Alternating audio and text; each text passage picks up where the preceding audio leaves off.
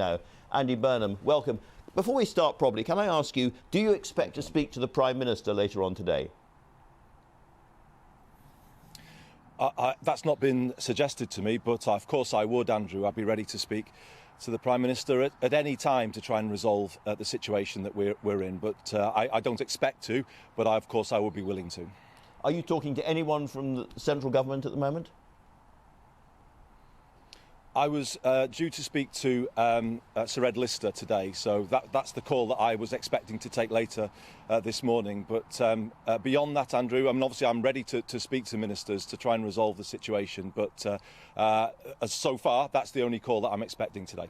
This is a very dangerous standoff, obviously. Is there anything that you can offer ministers today that might help achieve a deal?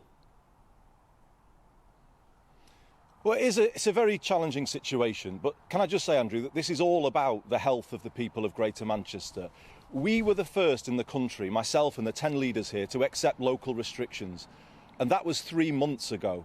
So to those who say we're playing politics, I would point them to that, which proves that we're not doing that. The truth is, health, protecting health, is about more than controlling the virus. We've been under those restrictions for 3 months. And people's mental health now is pretty low. People are worrying about their jobs, their kids, their homes, their businesses. So this isn't about politics or about money. This is about people, people's health and what's right for them. And what I would say to the government is, let's come together and agree a package of support that helps people through this. A punishing lockdown without support, trapping places in Tier 3 all winter, I think will cause real harm to health in the broadest possible sense. But meanwhile, COVID-19 is spreading very fast. When do you think that intensive care units in Greater Manchester will be full?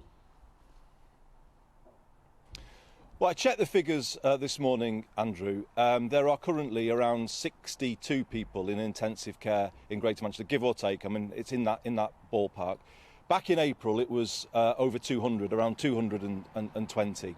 So we're in a different position. There were 4 hospital admissions of people with COVID to hospitals in Greater Manchester yesterday. So it's a serious situation, but I don't think it was the situation that was described by the Prime Minister on Friday evening. And of course, on Friday evening, he was flanked by the Chief Scientific Advisor, who said he had doubts about whether Tier 3 would actually work to bring cases down. So we need to have a discussion here with the government about what protects people's health, protects people's jobs and brings people back together. And the current approach to Tier 3 isn't doing that. Well, let's just remind people what the Prime Minister did say in that speech. He said that in your area, cases had doubled in the last 9 days. High infection rates were creeping up the age range, while cases are 690 per 100,000 for 16 to 29-year-olds, and they've now risen to 224 per 100,000 for the over 60s. And he said that the number of COVID inpatients in ICU beds is already more than 40% of the number at the height of the first wave. That's very high, and that's inevitably going to raise further. And doing what you are doing, not allowing these extra restrictions, is going to cause the loss of life. Well, I think it was an exaggeration on the position that we're in. As I've just said to you, Andrew, of course it's a matter of concern, and we watch the figures very closely indeed. But the figures have been falling in Manchester itself in the last few days. Across Greater Manchester, up slightly, but certainly not doubling every 9 days. So let's be careful here. You know, I would certainly say this morning, let's step back a little bit from the war of words. I'm not necessarily coming on your programme to fuel that this morning. What I am saying is let's move towards a resolution, and it's why I'll be writing to the main party leaders in Westminster to ask them to intervene, for Parliament to intervene here. What we need, Andrew, is a fair financial framework if the government are going to insist on Tier 3. At the moment, they're doing side deals with individual councils.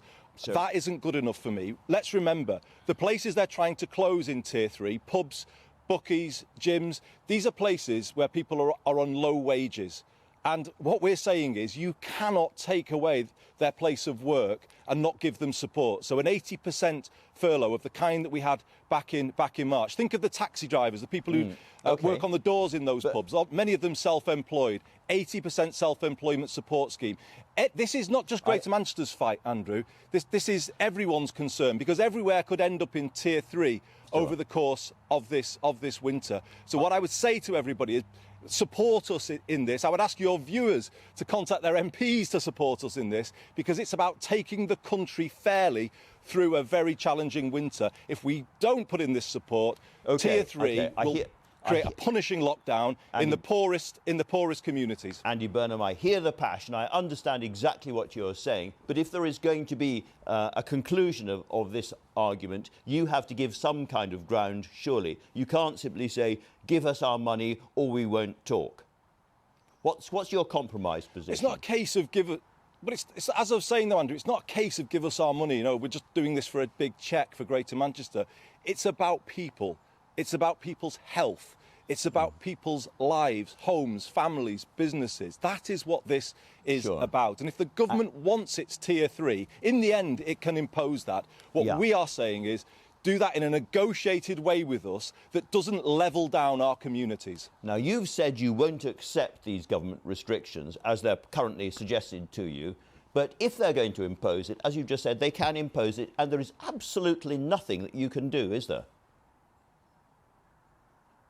The government is the government, and they, of course, can impose these restrictions. I'm glad they haven't, and I think that would be a mistake to do it, because obviously we need compliance from the public, a sense of fairness here. And I think I need to reflect on the programme this morning, Andrew. I wouldn't say everybody, but I think the majority of people are supporting the stance that we're taking. And here's another critical point. This is a cross-party stance.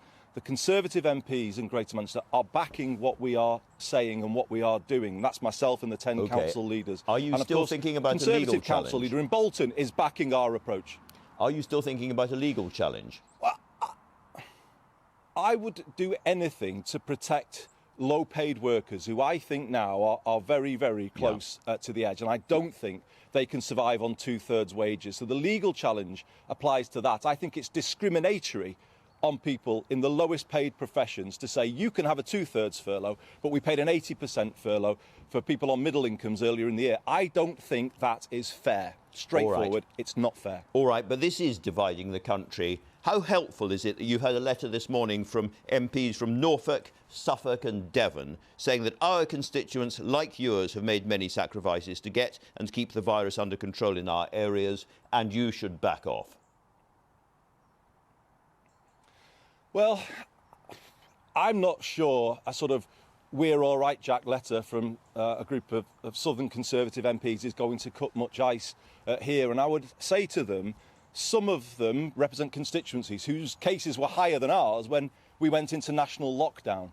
So they need to sort of look back at the whole of this. And their cases are higher than ours than when we went into Tier 3 restrictions earlier in the year. And I would also say to them, as I said at the start of this interview, anywhere could end up in Tier 3 this winter. In fact, I would say places are likely to end up in Tier 3 this winter. Therefore, it's everyone's concern that we protect the lowest paid in our communities, the self-employed, who are left with nothing on the government's current deal. All right. So that is what I would say back to those MPs, and playing kind of one place off against another. We think what we are doing is right for Greater Manchester, obviously, but it's also right for the country.